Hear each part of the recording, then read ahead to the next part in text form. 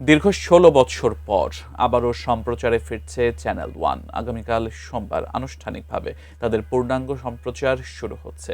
এ উপলক্ষে রাজধানীর একটি হোটেলে আজ সংবাদ সম্মেলন করে চ্যানেল ওয়ান কর্তৃপক্ষ। প্রতিষ্ঠানটির ব্যবস্থাপনা পরিচালক গিয়াসউদ্দিন আল মামুন জানান, তৎকালীন আওয়ামী লীগ সরকারের রাজনৈতিক প্রতিহিংসার কারণে ২০১০ সালের ২৭ এপ্রিল দেশের জনপ্রিয় এই চ্যানেলটি বন্ধ করে দেওয়া হয়। তিনি বলেন, পুনর্যাত্রার চ্যানেল ওয়ান আরও আধুনিক ও নতুন পরিচয়ে ২৪ ঘন্টা সংবাদ নিয়ে ফিরছে।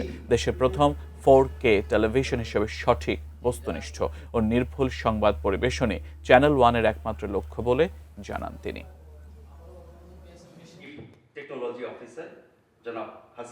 সোশ্যাল মিডিয়ার এই যুগে যখন গুজব, মিথ্যা আর অপপ্রচারের ভিড়ে অনেক সময় সঠিক সংবাদটি হারিয়ে যায়, চ্যানেল ওয়ান তখন সংবাদের শুদ্ধতা আর বস্তুনিষ্ঠতার ব্যাপারে সতর্ক থাকবে।